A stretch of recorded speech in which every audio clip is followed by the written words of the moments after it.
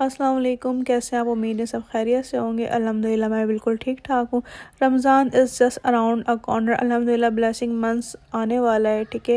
ये साल में एक दफ़ा आता है और हम सबको इस महीने का शिद्दत से इंतज़ार होता है। तो हमें चाहिए कि इस महीने हम ज़्यादा से ज़्यादा इबादतें करें, क्योंकि इस महीने सवाब भी डबल होता है और टाइम इस तरीके से गुजरता है कि हमें पता ही नहीं चलता। तो कुछ तैयारियां जो होती हैं वो हम पहले से कर लेते हैं, तो ये होता है कि हम अपना किचन में टाइम कम स्पेंड करते हैं और हम इबादतों में थोड़ा ज़्यादा टाइम गुजार सकते हैं। तो कुछ तैयारी है मैं अपनी पहले से कर लेती हूँ, मैं आप लोगों के साथ शेयर भी करूँगी कि कुछ तैयारी स्पेशल ऐसी होती है कि जो हम पहले से कर लेते हैं। चले चलते हैं, आपके साथ शेयर करती हूँ कि मैं क्या क्या कर लेती हूँ। अच्छा, अदरक लहसुन को मैं पीसने जा रही हूँ, ठीक है। बहुत सारे लोग चॉप भी करते हैं, बट मैं इसको पीस के रखती हूँ। आपने पहले अच्छे तरीके से लहसुन को धो लेना है और आपने थोड़ी देर के लिए इसको रख देना है। उसका पानी निकल जाए तो उसके बाद आप क्या करें, जूसर मशीन लें, उसमें तमाम अदरक डाल दें। वो क्लिप मुझसे मिस हो गई, मैंने इसमें थोड़ा सा पानी भी डाला था। हमें पतला नहीं करना होता है, हमें थोड़ा सा थिक ही रखना होता है। आप देखें इसकी थिकनेस कितनी ज़्यादा है, तो इतना थिक आपने रखना होता है और आप इसको पीस लें, ठीक है। इसी तरह मैंने अदरक को भी धो लिया था। अदरक को वॉश करके मैंने तमाम मिक्सर जार में डाल दिया था और मुझे जितना पानी रिक्वायर्ड था उतना मैंने पानी डाल दिया था कि ये अच्छे से ब्लेंड हो सके। पानी डाल के मैंने इसको अच्छे से ब्लेंड कर लिया था। अच्छा, आप चाहें तो इसको फ्रीज़ करके भी रख सकते हैं, वो मैं आपको आगे बताऊंगी।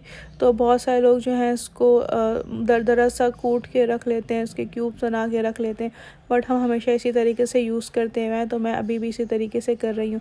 पानी मैंने बिल्कुल थोड़ा सा डाला, 3-4 टेबल स्पून, और ये आसानी से ये जो है ग्राइंड हो जाएगा। जिस बोतल में आपने इसको शिफ्ट करना है उस बोतल में आप इसको रख लें। अच्छा, आपने बहुत अच्छी तरीके से इसको ग्राइंड करना है, ठीक है।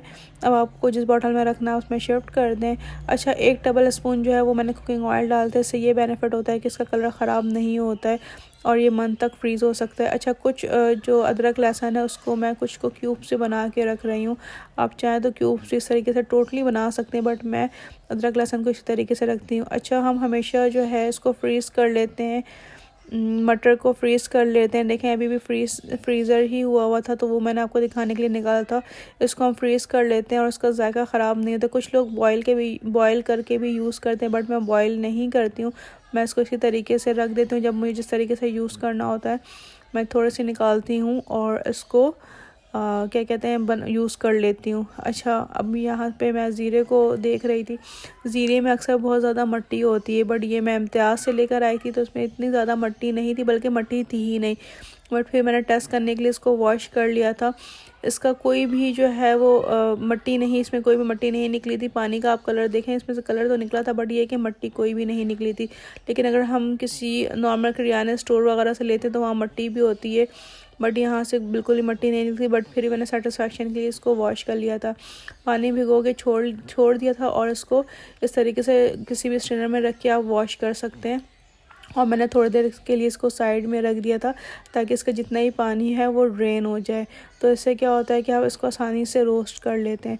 इस तरीके से मैंने रख दिया था। अच्छा, इसके बाद जो है मैं गाजरों को और शिमला मिर्च, बंद गोभी, इन तमाम को मैं अच्छी तरीके से साफ़ करूँगी और उसको कट करूँगी, ठीक है। ये मैं इंशाल्लाह आगे यूज़ करूँगी 1-2 दिनों में।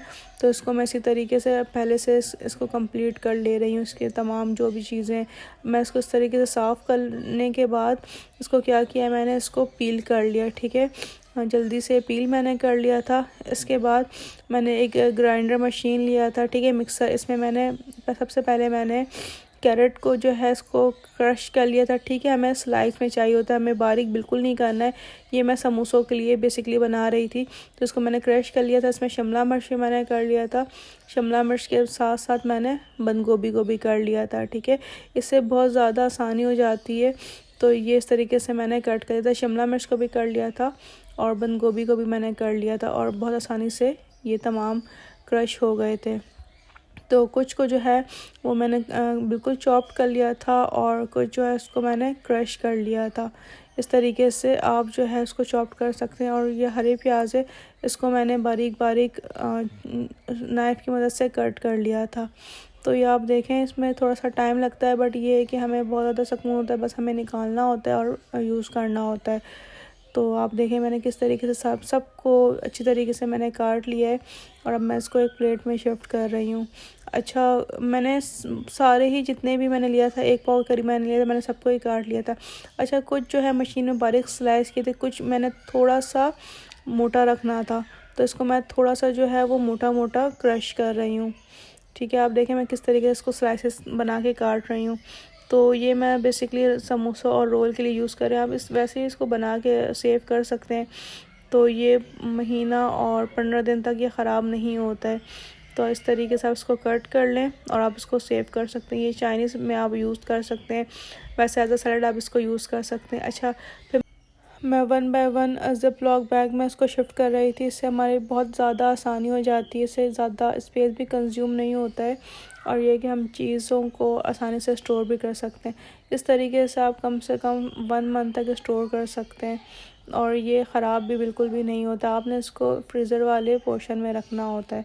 तो 1 बाय 1 करके मैंने जितने भी वेजिटेबल्स को मैंने कट किया था वो मैंने रख दिया था। अच्छा, मैंने शिमला मिर्च को थोड़ा सा इस तरीके से फैला दिया था, और ताकि वो सूख जाए। रात के यहाँ पे 1 बज रहे थे जब ये मैं सारे काम कर रही थी, और ये कल का प्रोसीजर है। अब मैं 1 बाय 1 इसको फ्रिज में मैंने रख दिया था, फ्रीज़र में। अब ये जब थोड़े से हार्ड हो जाएंगे तो इंशाल्लाह फिर मैं आपको कल नेक्स्ट डे भी दिखाऊंगी कि मैंने क्या किया था। अच्छा, जो मैंने ज़ीरे को धोया था, अब आप देखें तमाम ज़ीरे को मैं अच्छी तरीके से फैला दूँगी।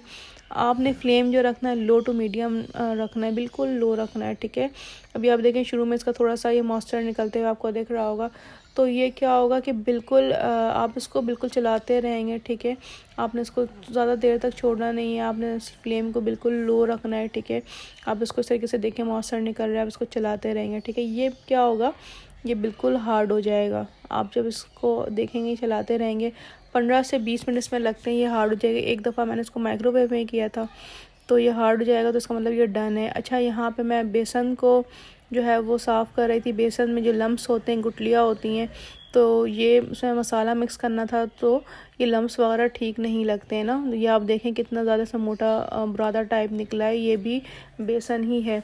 मैं इसको फेंकूँगी नहीं, इसको मेरे पास बर्ड्स हैं, मैं उसमें उनके लिए यूज़ कर लूँगी, या आप चाहें तो उसको दोबारा ग्राइंड करके भी इसको रीयूज़ कर सकते हैं। तो मैंने 2 बैचेस में 1 kg जो बेसन था उसको मैंने बिल्कुल साफ़ कर लिया था, और आप देखें इसमें थोड़ा सा टाइम लगता है, तो आप इसको इस तरीके से पहले से करके रख लें। अच्छा, ये जो सारी चीज़ें ये बहुत ज़्यादा दिन की नहीं है, ये 10 से 15 दिन की ये तमाम चीज़ें, तो मैं इसको इस तरीके से रख लूँगी, और ये बहुत आसानी से ये हो जाता है। और थोड़ा सा टाइम टेकिंग था, बट ये होता है कि आपको 15-20 दिन तक सुकून हो जाता है। तो बेसन को मैं शिफ्ट कर दूँगी एक स्टोरेज बॉक्स में, और फिर इसमें मैं शिफ्ट करके रख दूँगी। अच्छा, अब मैंने यहाँ पे चिकन ले लिया था, ये हाफ़ के जी चिकन था, ये ऑलरेडी क्यूब्स में थे, तो मैं हाफ़ को स्टोरेज बैग में रख दूँगी, और हाफ़ जो है वो मैं इसको स्ट्रिप्स में कटिंग कर लूँगी। अगर ये बड़े पीसेस होते हैं तो स्ट्रिप्स कटिंग में और ज़्यादा इजी होता है, बट फिर मैंने स्ट्रिप्स कटिंग कर लिया था। तो मैं 2 डिफरेंट तरीके के समोसे वगैरह बनाऊँगी, स्प्रिंग रोल्स बनाऊँगी, तो मैं उसमें ये यूज़ करूँगी। तो एक जो है वो बोनलेस जो है वो बारीक है, और एक जो है मैं इसको स्ट्रिप्स में कटिंग कर लूँगी। अगर आपको कुछ दिनों तक अगर सेव करना हो तो आप इसमें नेमिंग भी लिख कर सकते हैं कि ये किस लिए है, और ये स्ट्रिप्स है, और ये क्यूब्स हैं। क्योंकि फिर क्या होता है, जब ये बर्फ़ बन जाता है तो आपको समझ में नहीं आता है कि आपने ये क्या चीज़ रखी है और किस लिए रखा था। तो आप नेमिंग कर लेते हैं, आसानी हो जाती है। अच्छा, जब आप यहाँ तक आ गए हैं तो प्लीज़ मेरे चैनल को लाइक कर दें, शेयर कर दें, सब्सक्राइब करें, और बेल आइकन को ज़रूर दबाया करें, ताकि आपको कोई ना कोई न्यू आइडियाज़ जो चल रहे होते हैं वो मैं आपको दे रही होती हूँ, और ज़रूर आपको कोई ना कोई फ़ायदा होता है। तो आप मुझे ये बताएं कि आप किस सिटी से मुझे देख रहे हैं, और आप किस तरीके से रमज़ान के प्रिपरेशंस करते हैं, तो मुझे लास्ट में बताइएगा। अच्छा, ये कीमा था, ये बारीक कीमा, ये भी मैंने ऑलरेडी फ्रीज़ किया हुआ था। इसको भी मैं एक स्टोरेज बॉक्स में पावर बॉक्स बोल रही हूँ, स्टोरेज बैग में डाल दूँगी, और उसको मैं शिफ्ट कर दूँगी। अच्छा, यहाँ पे कुछ हरी मिर्चें थी, उसको भी मैंने साफ़ कर लिया था और नीचे टिश्यू पेपर बिछा लिया था। इससे ये होता है कि अगर आप उसको साफ़ कर लेते हैं और इसको इस तरीके से रखते हैं तो ये काफ़ी दिन तक सेव रहता है। तो यहाँ पे मैंने तमाम चीज़ों को सेव कर लिया था। मटर थे, शिमला मिर्च, गाजर, बंद गोभी, और इसके अलावा चिकन, इसके अलावा जो शिमला मिर्च जो थे वो थे, इसके अलावा बंद गोभी को मैंने कुछ क्रश किया था, कुछ क्यूब्स किया था, कीमा था, चिकन को स्ट्रिप्स में काटा था और क्यूब्स में काटा था। ये 8-10 चीज़ें हैं मैं सेव कर लिया था। और इसके और साथ साथ अदरक लहसुन का पेस्ट भी था और कुछ मैंने क्यूब्स में रख लिया था। उम्मीद है मेरी आज की वीडियो आपको कुछ हेल्पफुल लगी होगी। हेल्पफुल लगी तो प्लीज़ मेरी मोटिवेशन के लिए मेरे चैनल को लाइक किया करें, शेयर किया करें, सब्सक्राइब किया करें, बेल आइकन लाजमी दबाया करें, अपने दोस्तों के साथ शेयर करें कि ताकि उनके लिए अगर ये हेल्पफुल हो तो वो टिप्स को यूज़ कर सकें। Thank you so much. जब तक के लिए अपना ख्याल रखिएगा। मिलते हैं किसी नेक्स्ट अच्छे वीडियो में। बाय बाय, अल्लाह हाफ़िज़।